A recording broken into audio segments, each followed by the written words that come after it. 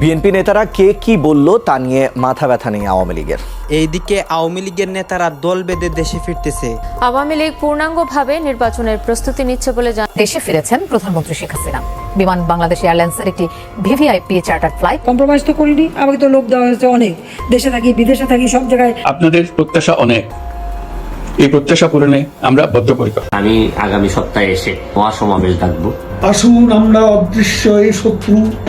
হায় হায়, আওয়ামী লীগ নেতাকর্মী সবাই দল বেঁধে দেশে আসতেছে এবং তারা নির্বাচন করবে বলে উদ্দেশ্য নিয়ে আসতেছে।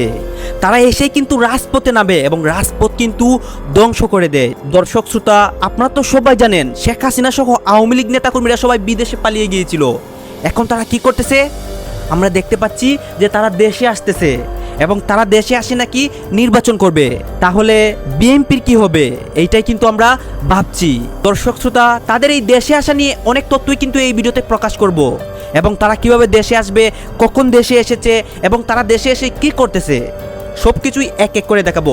এবং এই নিয়ে ডক্টর ইউনূস কি বলেন, তাদেরকে নির্বাচনে অংশগ্রহণ করতে দেওয়া হবে কি না, তাদের আওয়ামী লীগ দলটা রাখা হয়েছে কি না, সব কিছুই কিন্তু স্পষ্ট ক্লিয়ার হয়ে যাবেন। আপনি যদি একজন বাংলাদেশের আদর্শ নাগরিক হয়ে থাকেন এবং আওয়ামী লীগ বা বিএনপির সাপোর্টার হয়ে থাকেন, তাহলে সম্পূর্ণ ভিডিও দেখবেন, স্পষ্ট ক্লিয়ার হয়ে যাবেন এই সব বিষয় নিয়ে, আওয়ামী লীগ নিয়ে এবং নেতাকর্মীরা দেশে ফিরা নিয়ে এবং বিদেশে কোন কোন নেতা আছে সব কিছু নিয়ে। এই যে আগে এইগুলো শুনেন, তারপর কিন্তু আপনার মতামত করবেন আওয়ামী লীগকে নিয়ে এবং আওয়ামী লীগ নেতাকর্মীকে নিয়ে।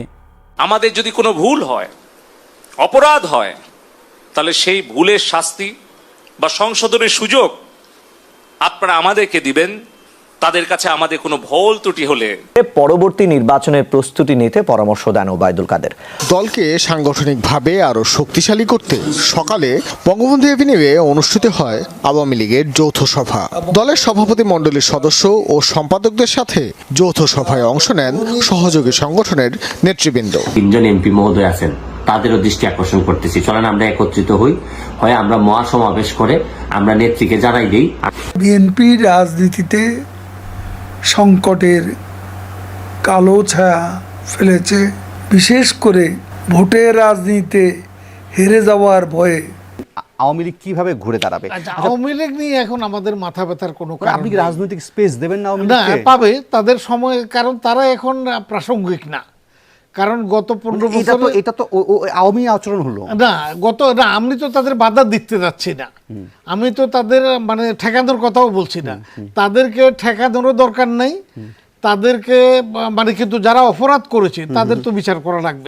যেখানে আমরা দেখতে পাচ্ছি যে অনেক নেতা দেশে আসা নিয়ে অনেক কিছুই বলতেছে এবং নির্বাচনকে নিয়েও কিন্তু অনেক তথ্য এখানে প্রকাশ হচ্ছে এবং আওয়ামী লীগের নেতাকর্মীরা এখন দেখাবো যে তারা এক এক করে দেশে কিভাবে আসবে এবং এই নিয়ে ডক্টর ইউনূস কি বলেন আওয়ামী লীগ নেতাকর্মীদের নিয়ে এবং এই নেতাকর্মীদেরকে নিয়ে আমাদের দেশের বর্তমান সমন্বয়ক যারা আছে সার্জিস আলম, হাসিফ, হাসনাত, তারা কি বলতেছে এইসবও দেখাবো। দর্শক শ্রোতা, সার্জিস আলম কিন্তু আওয়ামী লীগকে কেন্দ্র করে অনেক কথাই বলে। তারা আগে খুন করতো, মানুষের উপর অমানসিক নির্যাতন চালাতো এবং অনেকের সাথে কিন্তু অনেক খারাপ ব্যবহার করতো।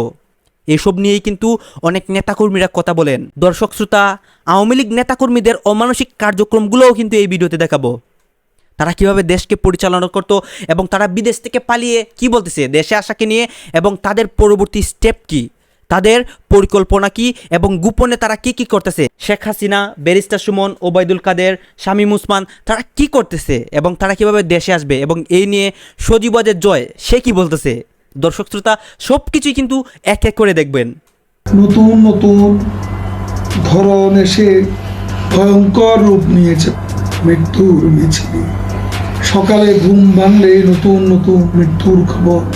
জীবনে যারা এত কাছের মানুষ, প্রাণঘাতী প্যান্ডেমিক তাদের কত দূরে সরে নিয়ে যায়। আপন মানুষেরা কাছে বেড়ে না, দূর থেকে কেবল নিশ্চিত। সময় নির্দিষ্ট করা হয়েছে, আমি গেছি, আমার মুখের উপরে দরজা বন্ধ করে দিয়েছে, আমাকে ঢুকতে দেয়নি। কত বড় অপমান! খালি মনে হলো যে তুমি খালেদা জিয়াউর রহমানের সাথে অন্তত 2 মাস 1 মাস পর পরই আমাদের বাসায় যেয়ে বসে থাকতা, চেয়ার পেতেও বসতা না, ওই লবিতে মোড়া ছিল, মোড়া পেতে বসতা। আসন কেউ পায় তারা পাক। আওয়ামী লীগ চোরের মতো, ডাকাতের মতো প্রত্যেকটি আসনে ভোট না করে গাইজ আপনারা তো দেখলেন তারা কি বলতেছে। তারা দেশে আসা নিয়ে অনেক নেতাকর্মী অনেক কথা বলতেছে এবং আওয়ামী লীগকে কেন্দ্র করে অনেকের মতামত কিন্তু এইখানে প্রকাশ করতে দেখেছি। দর্শক শ্রোতা, এইসব দেখে আপনাদের কি মনে হচ্ছে এবং আওয়ামী লীগ সম্পর্কে আপনাদের কি ধারণা?